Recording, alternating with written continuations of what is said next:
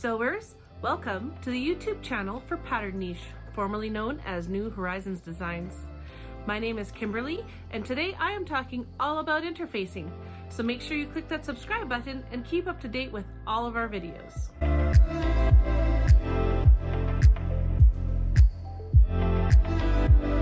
The purpose of interfacing is to add stability to places where it is really needed. For example, collars, cuffs, buttonholes, waistbands, grommet holes, etc. There are two main types of interfacing. There is fusible, which is applied with an iron, and sew-in, which of course you manually sew it in. Most commonly, people will use a non-woven fusible interfacing because it is quite versatile and it does come in a variety of weights that will match the fabric that you are using. Also, if you're ever unsure of what type of interfacing you want to use, just consult your pattern. The instructions should tell you the type and how much of each type of interfacing that you need. When applying fusible interfacing, the first thing we want to do is we want to set our iron to the highest temperature that our fabric will allow. So the fabric I am ironing onto today is a cotton lycra, so I have set my iron to cotton. So we let our iron warm up.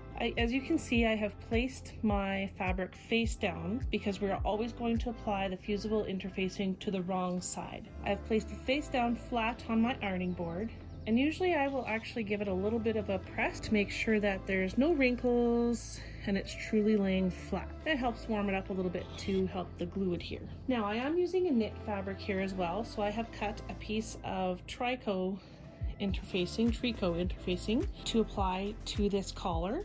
And as you can see here, this is the gluey side. So you can sort of see, I'm not sure how well it shows, usually you can see the little white dots of the glue, and otherwise if you rub your fingers on it, one side is smooth and one side is rough. The rough side is the glue side, so we want to make sure we apply that to the fabric. If you accidentally do it the other way and the glue side ends up being up and attaches to your iron, all you need to do is have a piece of wax paper handy and iron off onto the wax paper as quickly as possible after getting it on the iron. So what I like to do is I lay my interfacing onto the piece that I plan to stabilize. Now this worked out pretty good.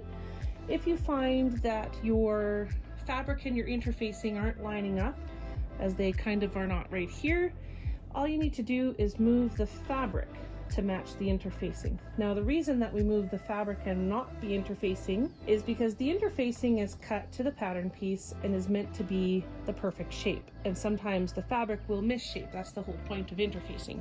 So we want to make sure that the fabric matches the interfacing, not the other way around. I am now ready to apply my interfacing.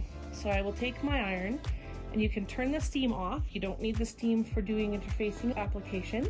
And I will press with medium pressure, usually. I will press it and I will hold it for about a count of 10 to 15. And that just allows the glue to melt and adhere to the fabric. Sometimes you may have to go over certain spots over again, and that's okay.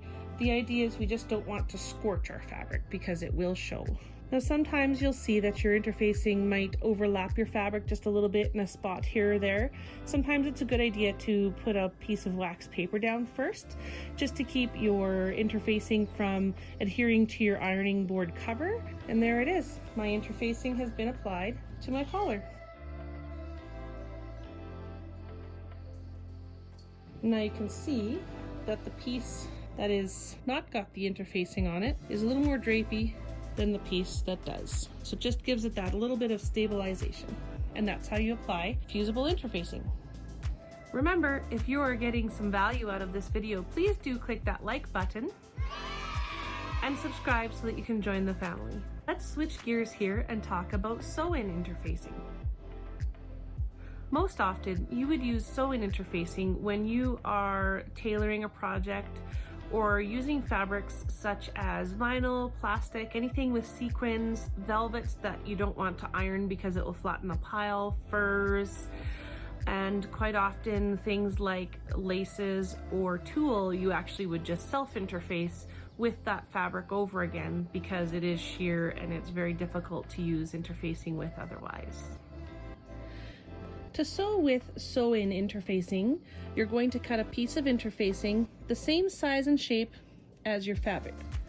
For this example, I've just cut a square, but normally you would have it the same shape as, say, a collar or a waistband or whatever other piece that you need to apply the interfacing to. In order to apply it, I just match up the edges of my fabric with my interfacing. I like to sew it from the right side of the fabric, and as you can see, the interfacing again is always applied to the wrong side of the fabric. If you are not comfortable with stitching without pins, then you can go ahead and put some pins around the edges of your piece just to keep everything all lined up. An alternative to that is there are spray adhesives that you can lightly spray your pattern piece with the adhesive, lay your sew-in interfacing on, and then you can stitch around it.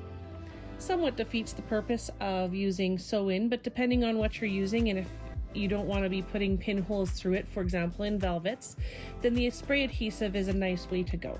Now, depending on what your seam allowance is, for example, normally on a woven project I would use a 5/8 inch seam allowance. So normally you would stitch with a 5/8 of an inch. I like to stitch my interfacing on at one line less than that, so the 1/2 inch.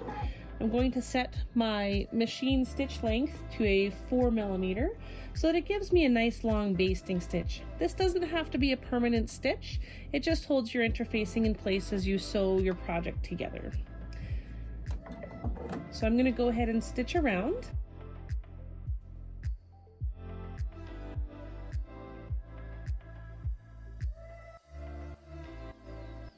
And you want to make sure that you go all the way around your pattern piece, not just one edge at a time.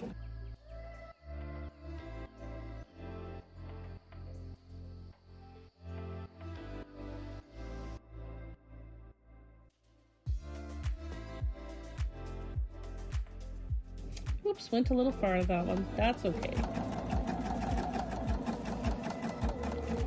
Doesn't have to be absolutely perfect, just has to hold it in place. And I like to kind of go around the first stitches just to secure it in place without using a back stitch. Trim the threads. Once I'm done stitching around the pattern piece, I like to just trim off the excess of the interfacing. This helps reduce bulk in your seam lines and keep everything laying nice and flat. And that's partly why, instead of cutting right on the seam allowance, I cut that 1/8 of an inch less, just so that it is still within the seam allowance without being completely encasing the seams. And that's as easy as it is to apply your sew-in interfacing. I could talk about interfacing all day long, especially if it comes down to tailoring with interfacing. But for the purposes of this video, this should have covered the basics and get you sewing with almost anything that you want to make. Thanks for watching all about interfacing, and make sure that you click on that like and subscribe button at the bottom so that you can keep following us for more great videos. Thank you!